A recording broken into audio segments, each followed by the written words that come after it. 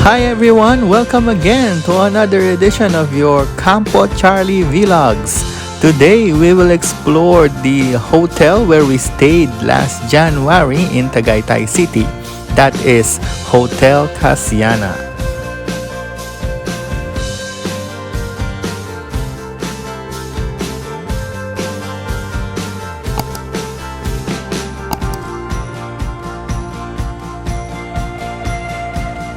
Hotel Casiana is one of the newest establishments built along the Tagaytay-Nasugbu Highway, and it's just a few hundred meters away from Sky Ranch.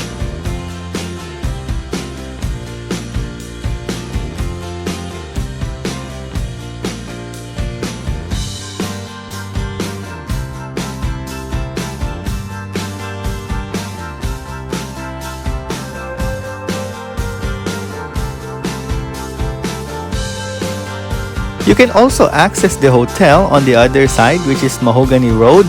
It's located past Mahogany Market if you are coming from Tagaytay City proper.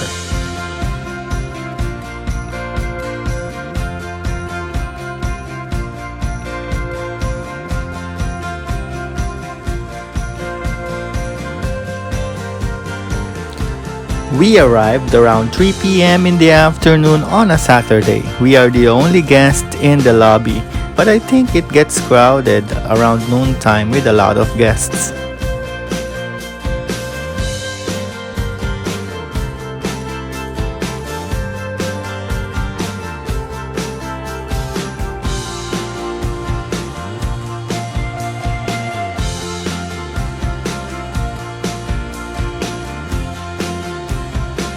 So as my colleagues have been working on the reception, we have to order some coffee and cakes right away since the coffee shop only operates until 6 p.m. during that time. The restaurant is already closed, but they said they are the ones who serves the complimentary breakfast, which we will be having later on in this episode.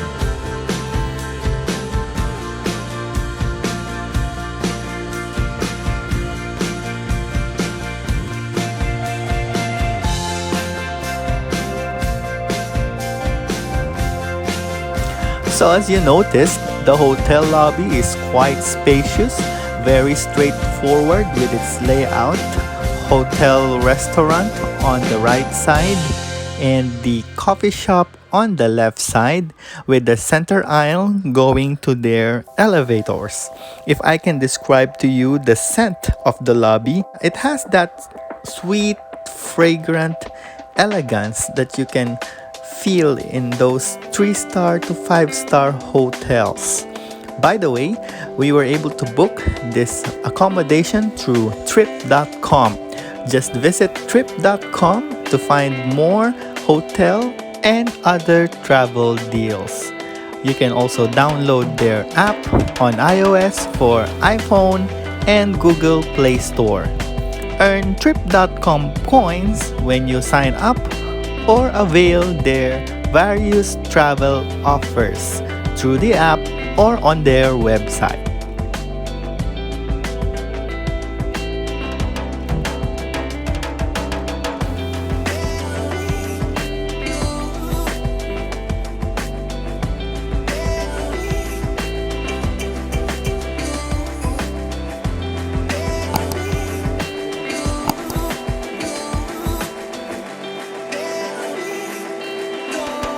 Ayan, bago maubos yung English ko, paakyat na kami sa wakas. We are located at the 6th floor. And this hotel is the one building consisting of 10 stories. Ang ganda-ganda ng kanilang hallway at ang kanilang pader. It's talagang wallpaper siya, no? May texture, parang tela yung kanilang hotel walls. And if you notice, there are some tables on the other rooms on our hallway. Tinanong namin yung staff, hindi daw sila mixed-use hotel, hindi sila quarantine hotel. Mga long-term guests daw yung may mga table sa pinto. They would, if they have orders, if they have deliveries, Iiwan lang dun sa table, tapos the staff would ring their doorbell to pick it up. They are trying to minimize contact with strangers, part of their health and safety protocols.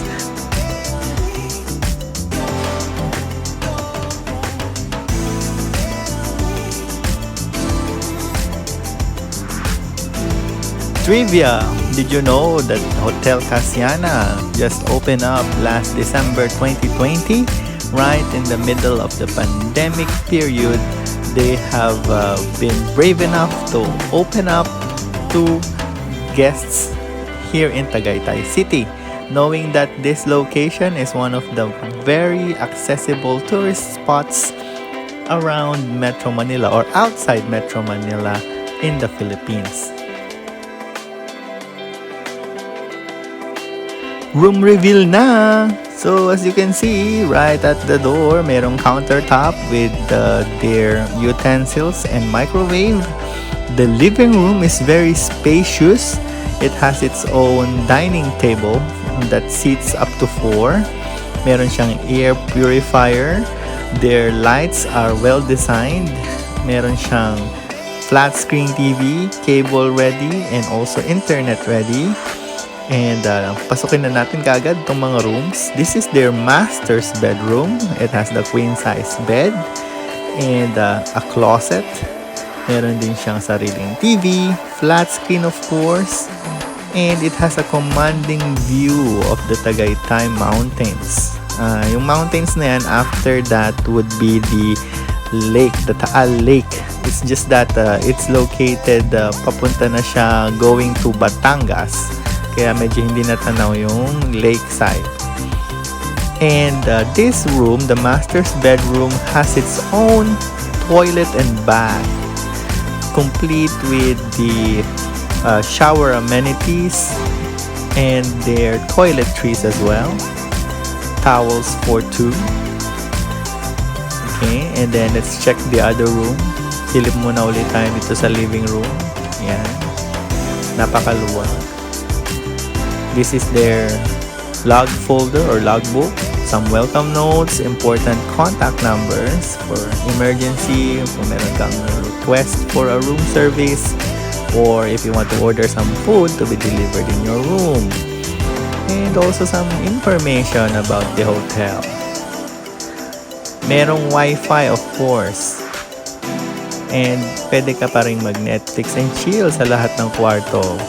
Kasi even the other bedrooms has their own flat screen TV. This one is bedroom 3. This is ideally for the kids if you are a family. It has a single bed. And it also has a good view of the Tagaytay Mountains. Yung kanilang windows are just half windows, hindi siya full wall windows. And hindi rin siya sliding, so it's more of the standard push out type of window. Yung bubuksan mo, itutulak mo palabas. Ewan ko kung ano talaga tawag doon. Just comment on the comment section below. This is bedroom number 2, double bed or double sized bed. Meron din siyang magandang view ng Tagaytay Mountains. All the rooms has blackout curtains and their flat screen TVs, Wi-Fi ready. Meron siyang mga closet for your travel stuff and other essentials. And meron din siyang, actually yung master's bedroom lang ang may CR na sarili. Ayan. Let's look at the common toilet and bath, which is beside the hotel room door. Ayan, kumpleto rin siya ng kanyang mga toiletries. Okay, umamin, sinong nag-uuwi ng mga toiletries na yan. And it has its shower with the rainmaker and normal shower head, yung removable type. Ayan, napakaganda at napakaluwag.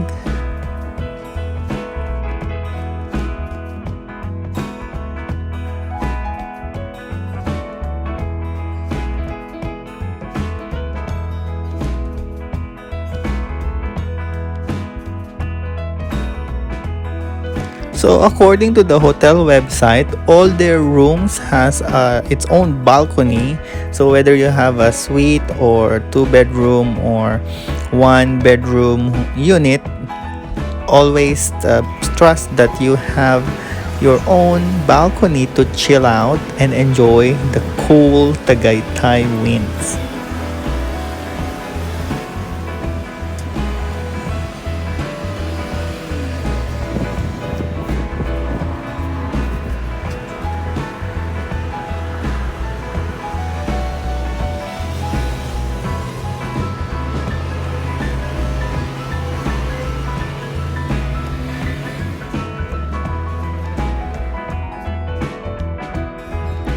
Okay, good morning. Balik tayo sa lobby. We'll have our complimentary breakfast here at their restaurant. And by the way, the room that we have availed is actually on the mountain view side of the building. Yung kabilang side later, we will reveal kung anong view ang meron doon. Let's just go in here at Binhi Bistro and get our buffet breakfast. Okay, ayon dun sa kasama ko, meron daw buffet breakfast if they reach up to 20 or more guests for that day. Pag hindi, it will be an a la carte or isa siyang single order breakfast. Meron silang breakfast menu to choose from. So today, mukhang marami silang guests. They were able to serve a great option of a buffet breakfast.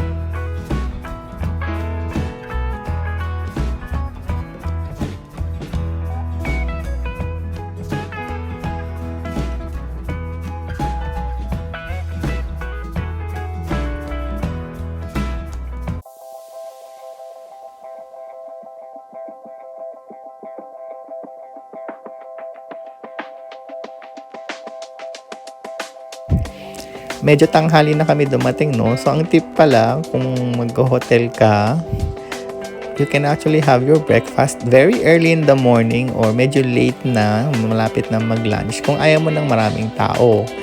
Ang medyo downside lang doon is you're not sure if nandun na lahat nung pagkain na kaya nilang i-offer. Minsan kasi hindi na nagre-replenish pag malapit na mag-lunch, no? And when it's early morning, sometimes hindi pa ready yung mga gourmet, yung mga talagang mahirap i-prepare ng mga food items during buffet breakfast.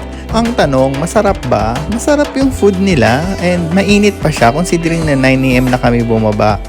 And in fact, they have replenished their fried rice at yung iba pang items na nakita nila kami dumating, no? So na-appreciate ko yung kanilang care with their guests na hindi yung yan lang yung natira sir, yan na lang pong kainin nyo. They even replenished those food on their buffet table. So ngayon, ito yung kanila swimming pool. Yan. So itong side na to ng hotel is the pool view, ang tawag nila. So yung side ng room namin is the mountain view. This other side is the pool view. Obviously kasi nandun yung swimming pool.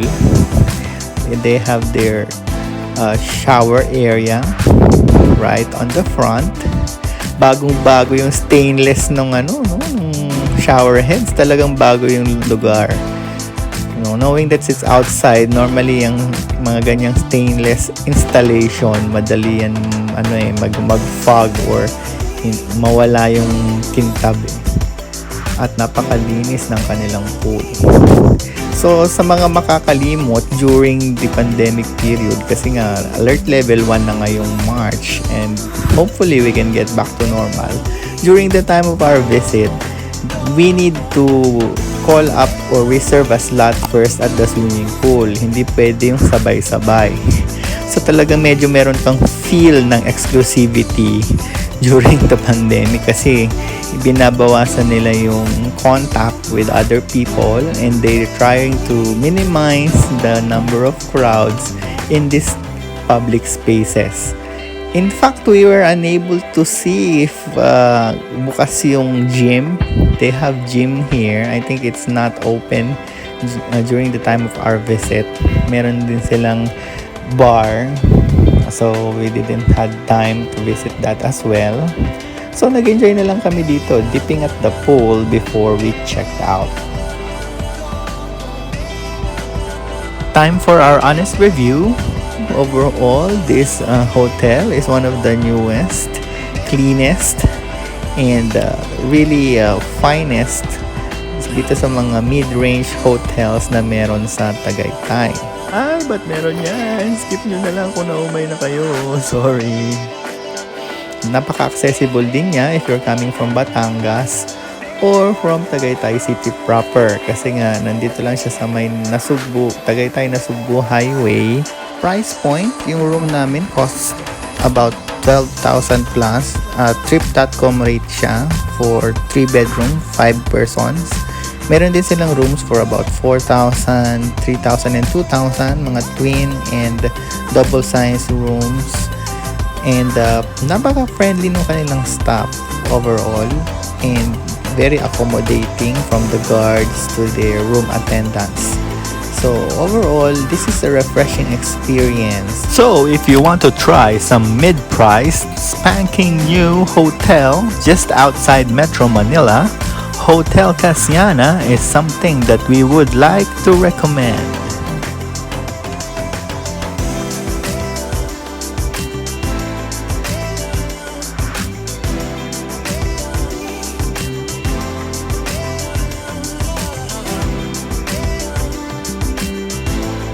So that's it. I hope you enjoyed this video. Shout out sa aking Uncle Thomas and Auntie Myrna and Jonathan, mga kasama namin dito sa Hotel Casiana. Please like, share, and subscribe to our channel for more of our travel, camping, and honest review videos. Till next time, mga kakampers!